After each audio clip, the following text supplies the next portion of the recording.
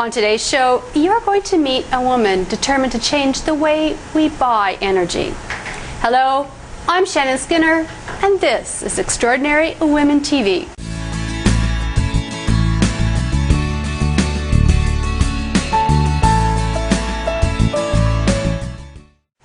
My first guest today is Rebecca MacDonald. She is the executive chair of Just Energy Group. She has won numerous awards, including the top woman CEO and entrepreneur of the year, including many others. Later in the segment, before we take a break, I'll have my regular Good to Know Minute. When I ask my guests for their top success tip, you're going to hear Rebecca's. In the second half of the show, we're going to be talking about energy of a different kind. So stay with us. Hello, Rebecca MacDonald. How are you? I'm so well. How are you? I'm very well, thank you. It is so nice to have you here. Such a privilege and honor. So I'm grateful that you can come and share some wisdom and inspiration of your journey. You're a very successful businesswoman in Canada. Yes, I am, I guess.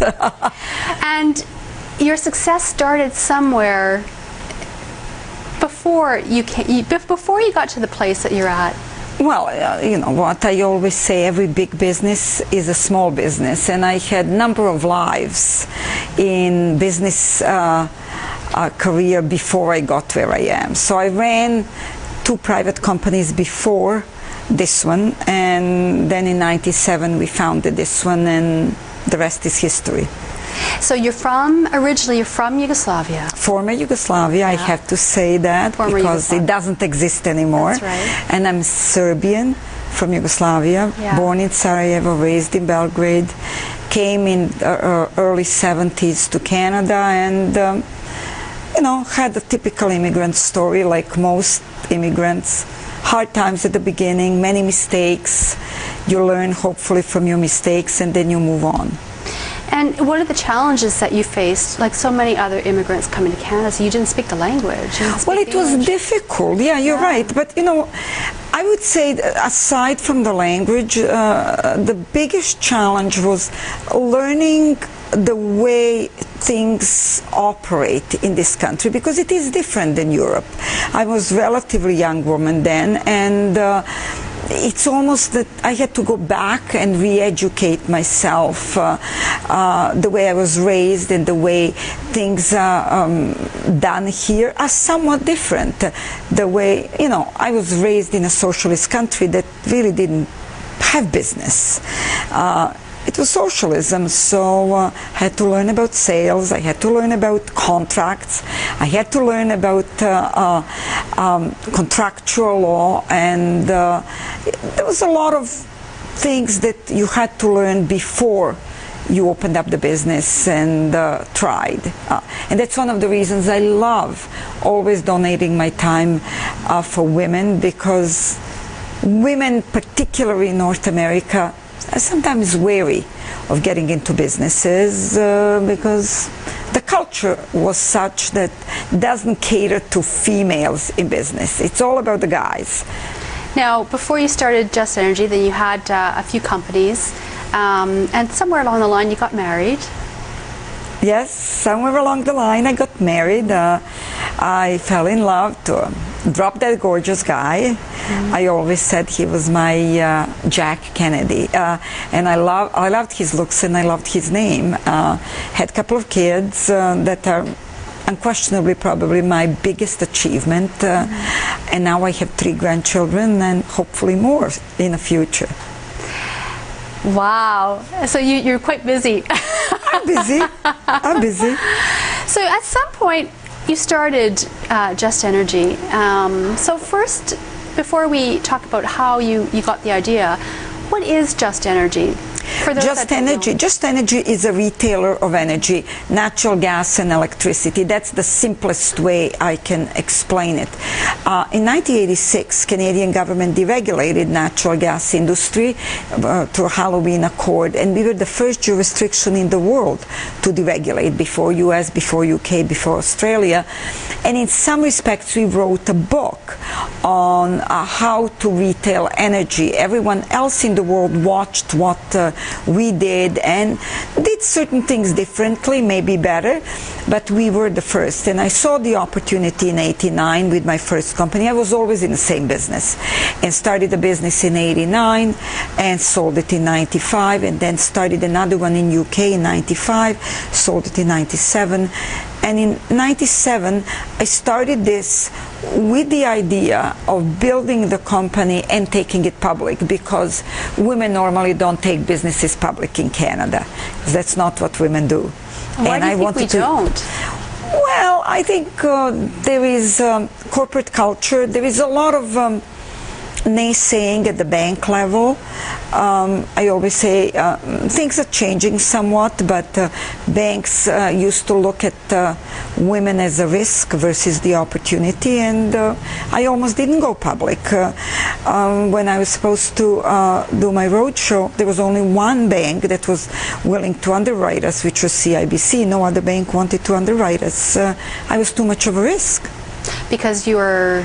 Do you feel because you're a woman that had... I felt definitely it had to do everything without me being a woman, being in energy business, and having an accent. So it wasn't very palatable for some of the people on the banking side. They never really believed, I guess, that we can have a good model and we can be successful. And we proved them wrong. So you were determined then to create a company that would go public. Yes. And yes, of course it has. It has. We went public on Toronto Stock Exchange 11 years ago, and over the years we set all kinds of records. We did extremely well. We generated tremendous returns to the shareholders, and just on February 13th, I rang the bell at New York Stock Exchange. So congratulations. That was one of my things in my on my bucket list to do, and we did it, so I'm very happy about that. So now we trade in Toronto and New York. So do you remember that moment you decided that this was the kind of company that you wanted to start? Yes, I remember. That was '89, and I came across the regulation. Someone mentioned it to me, and I thought it was fascinating that I'm at the actual birth of a brand new industry in North America that is kind of giving everyone the same shot. And that, to me, was very special. And the moment I knew I would do this is the moment my late husband told me that I was completely out of my mind, that I could never do this. And that was the determining moment for me that said, yeah, I'll do it.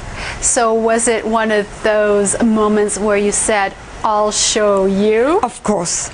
It was totally one of those moments. He had his own small business at the time, and I did say, yeah, I'll show you. How can you tell me I can't do something? So. Like Pierre Trudeau and his watch me. So just watch me, I'll do it. And you did. I did. I had no idea what I was doing. You know, there was a lot of ad hoc and a lot of learning.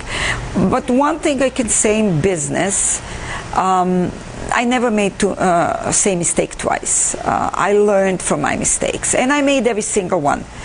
Very often when I speak to either at universities or to different groups, standard question that I get from the audience is, oh, did you make a mistake? Of course I made a mistake. Every successful business person makes a mistake. Some just don't want to talk about it. I do. It's okay making mistakes. Nothing wrong with that. Do you regret any mistakes? That's a very good question. I regret few, but, you know, they were done. What can you do? So do you see a mistake as something we learn from, or that it's just really a lesson Absolutely. in our way? Oh, yeah. Every mistake should be a lesson.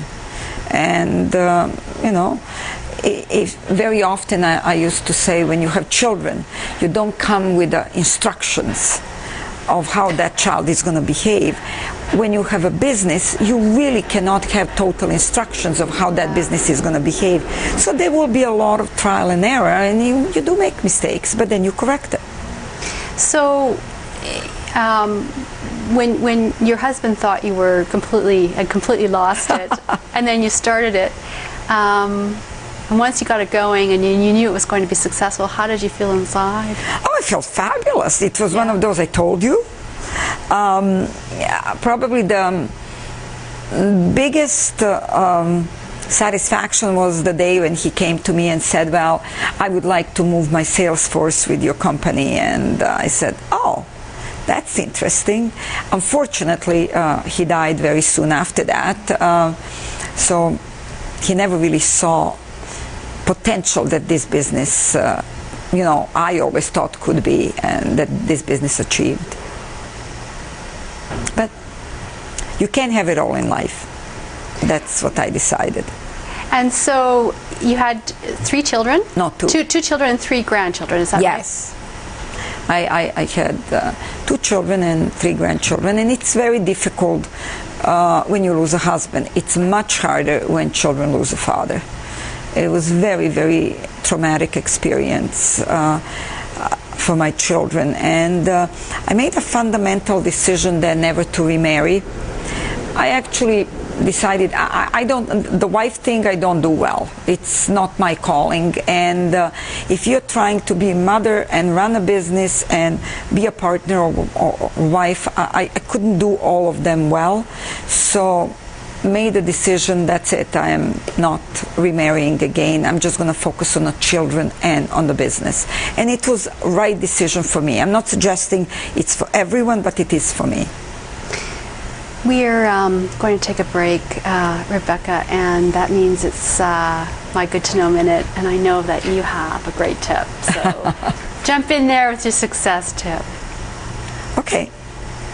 I would say if you are thinking of going into the business, 2 things you have to do. You have to be in love of what you want to do. You will have to love that business, and then you have to be very focused. What I always say, you have to be laser focused. If you don't love what you do, you will not be successful. You will dread every moment you have to go to work. And if you're not laser focused, you will not achieve the heights that I believe you will achieve when you're laser focused. You could try different things, and you might reach certain level of success in each one of them, but it's never going to be that high as it is when you're totally focused on one thing. Well, that is good to know. Thank you so much. You're very welcome. We're going to take a quick break, and when we come back, more with Rebecca MacDonald, Executive Chair of Just Energy Group. So stay where you are.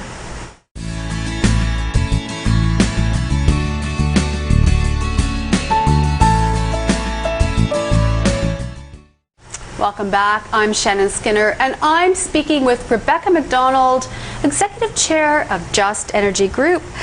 Rebecca, what is green energy? It's an energy that does not pollute the environment. Right. And energy generated through the windmills, biomass, run of the river, solar, that's your green. It's energy of the future, something that will, long run, in my opinion, make us very independent, not in my lifetime, but for the future generation, will make us independent from the brown electrons. It's expensive to produce it, but if I look at energy field, that's the future. Can you give me an example of something that is that's working really well? Well, a number of windmills are working very well. Yeah. And solar panels are working well. The cost is prohibitive to some people, but at the end of the day, when you look at technology, over the years the technology changes and gets cheaper and cheaper. Think about how much did we used to pay for the phone? Right. Yeah. And now it's next to nothing. So over time, solar panel technology and the windmill technology is going to get more and more affordable. Right. Well, it sounds like it's almost like a trendy business to be in. I always think it's sexy. Being green, has a sex appeal to it. Because energy is by and large boring. Well, you know, Rebecca, I mean, this has been really an interesting journey that you've had, and I'm sure that, I mean, I know that you had some challenges as a businesswoman getting financing off the ground. Were there any other sort of great challenges that you had in getting this business, and even maybe not even just getting it off the ground, but perhaps, you know, bringing right up to date? What would have been your greatest challenge? Well, you know, in any business, I think your greatest challenge is people, because Just Energy Group is not Rebecca MacDonald. It's a whole group of people, and probably the biggest challenge always is creating a team that works very well. So that took a while, and you do a lot of trial and errors, and sometimes you think some people will work out, they don't work out. So at this stage of my life, I'm the happiest I have ever been, because I have a very cohesive group, incredible team, great team effort in United States and Canada. So it took a lot of work to get there, but you know, that's life. And you know, in those times where it was a struggle getting this business going, because we know that any new business is not easy. So, but in those times that were tough for you, you know, where did you find that support, and how did you keep going?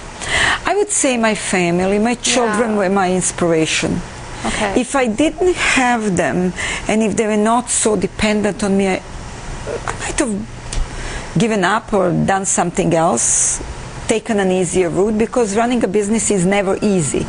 But they inspired me. I wanted to create, being a first-generation Canadian, wanted to create an opportunity for them that I didn't have. I wanted to create a better life, and I never really set out to build a big business. I set out to build a business that will give me independence, and then things just kept rolling.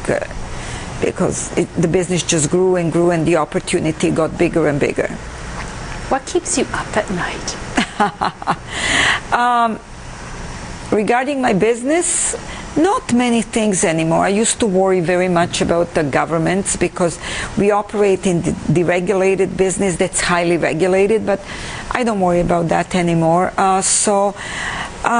What keeps me up at night is more like, how is my health? Am I gonna make next 5 or 10 years? That's what I worry more today than ever before. And you know, you raised something that's really interesting, because I mean, I have interviewed a number of women, and one of the greatest challenges women face that are in business or have a career and a family is trying to balance that, and then that me time and taking care of themselves. That's hard. That is hard, and after all of these years and all kinds of books and trials and errors, I still don't have a balance. Is it possible? Is balance actually possible if you want to really succeed and do what Rebecca MacDonald has done? Is it possible? I don't think so. I don't think so. I think it sounds great, but eventually, if you have the drive, something will suffer. So when I was starting the business, I missed on all the kids' plays and basketball games and soccer games. I missed it because I had to be at work. So if I would go and watch it, then the work would suffer. So it's a difficult balance. It's much easier for me today because kids are grown up, they have their own family, so I only really have business. Now I just have to make sure I balance my time with my grandchildren, because they're the only ones that really want to spend time with me. My kids are off doing their own thing. So you've got a busy career, busy business, family life, and at the same time you still manage to find time for community and to be involved in community and charities. And I know that you created the Rebecca MacDonald Center for Arthritis and Autoimmune research at Mount Sinai. Yes.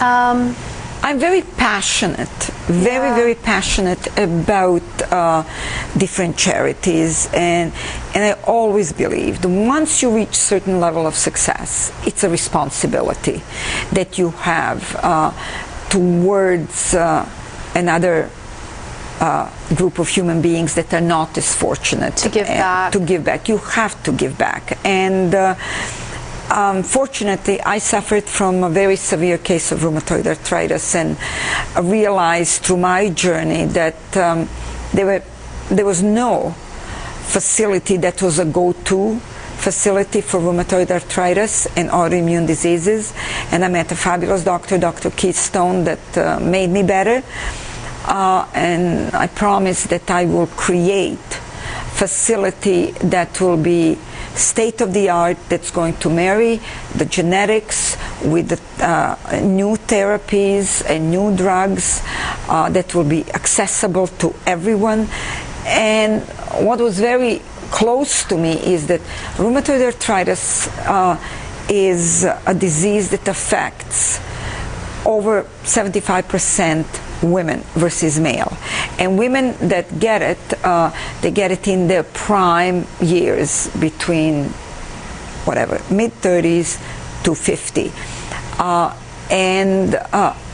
As autoimmune disease, you could learn so much from it because it's an overactive immune system. And then you've got on the other spectrum, you've got your cancer that's underactive immune system. So I thought building a facility like that will give researchers opportunity to learn a lot more about all kinds of autoimmune diseases. And Sinai is a phenomenal facility. Sure is. You know, it's a go-to facility for many things, but particularly for rheumatoid arthritis. I mean, I had my kids there, and I'm very passionate about the hospital. And of course, this is not a small undertaking either. No, but you know, it's good for the country, it's good for the city, and I love walking in there and seeing how many patients are being helped on a day-to-day basis. It gives me a great deal of pleasure.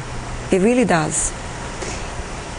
If you could do it all over again, would you do it the same way?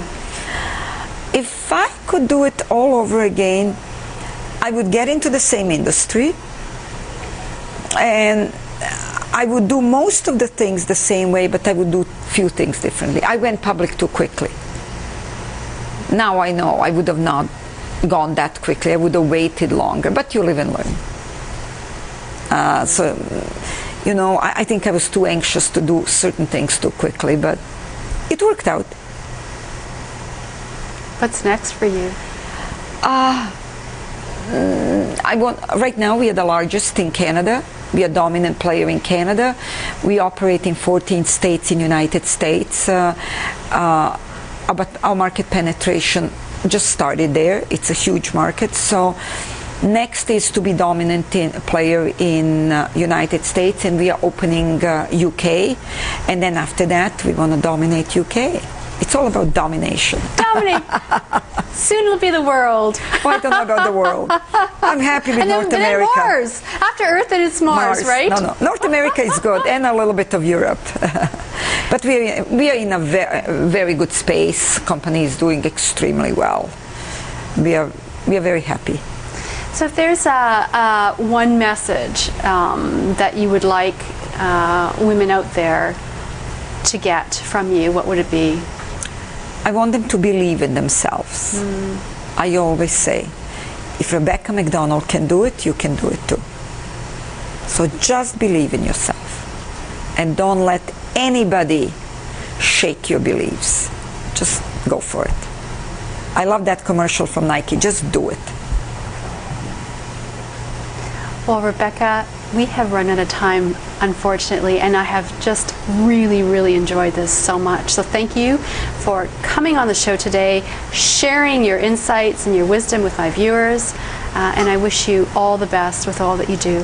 Thank you very much. It was a pleasure, particularly knowing that this is geared towards the women. I love it. Well, thank you for that. You're very welcome. Well, we're going to take a quick break, and when we come back, we'll be talking about energy of a different kind. So stay with us. And of course, for more information about Rebecca MacDonald, you can visit my website at extraordinarywomentv.com. Her episode page will have this video, her bio, and other information. So please do check the website. And for more information about upcoming guests and shows, you can also visit extraordinarywomentv.com. You can reach me through that website, and also follow me on Twitter, Facebook, lots of places to find me. So thanks for watching. We'll take a break, and when we come back, you're going to be meeting a doula.